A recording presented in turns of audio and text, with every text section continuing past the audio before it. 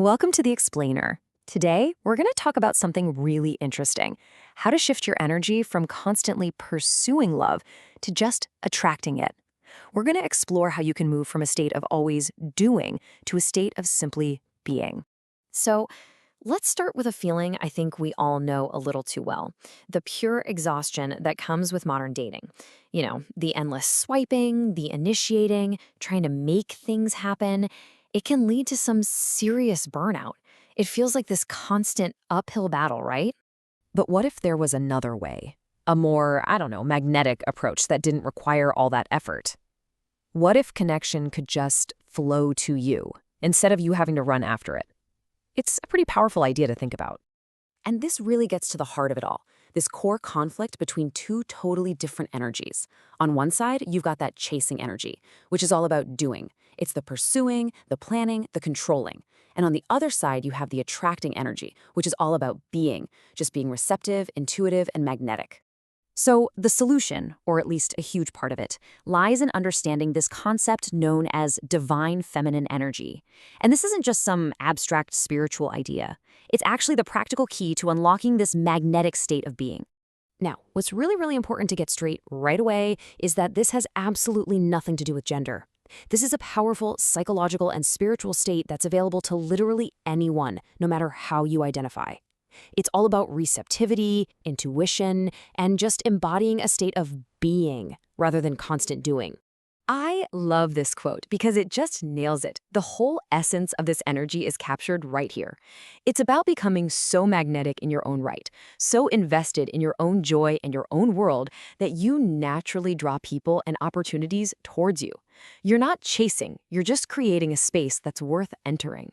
This table just brilliantly breaks down the practical differences. So in chasing mode, your communication might look like double texting or forcing a talk. In dating, you're the one always making the plans. The mindset is totally, I have to make this happen.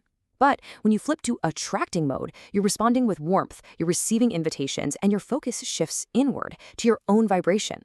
It's a huge change from feeling like you have to prove your worth to just trusting that you are worthy of being chosen.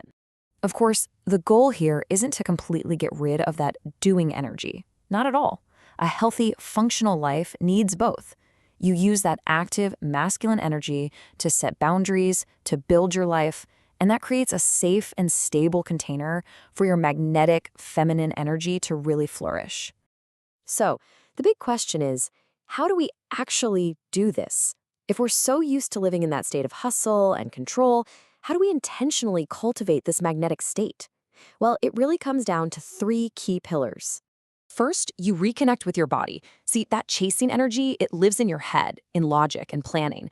But attracting energy, that lives in the body, in sensation and feeling. So you can do things like dance or yoga, really focusing on how your body feels. Or you can engage your senses with things like candles or soft fabrics, anything to anchor yourself in the present moment.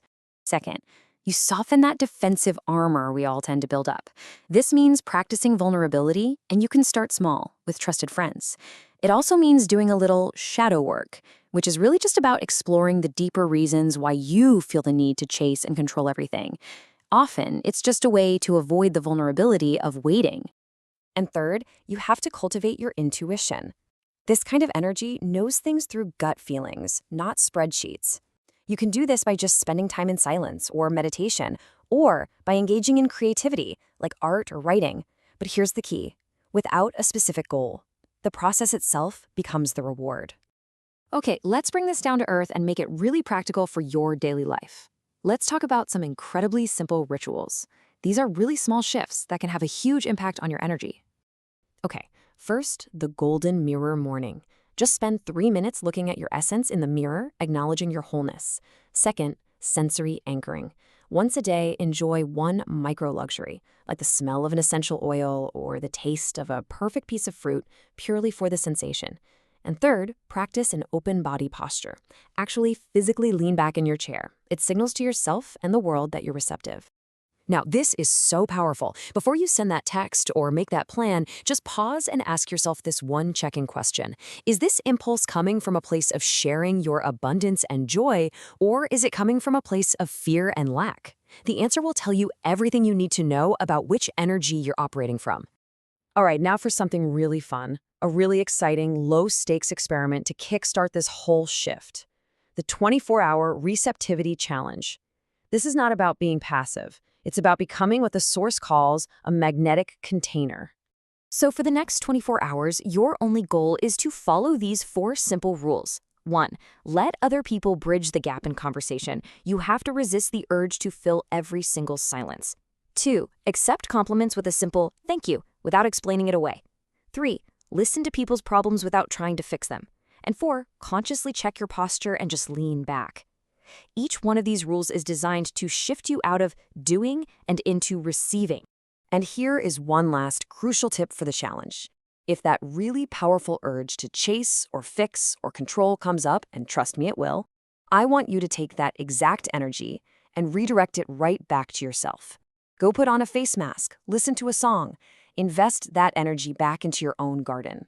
See, by stepping back, you don't become invisible. It's actually the opposite. You become this high-contrast presence. When you stop all the noise of chasing, you allow your true essence to be seen by the people who are actually looking for it. So after your 24 hours, I want you to reflect on this final question. What did you learn, and who showed up when you finally stopped filling all the silence?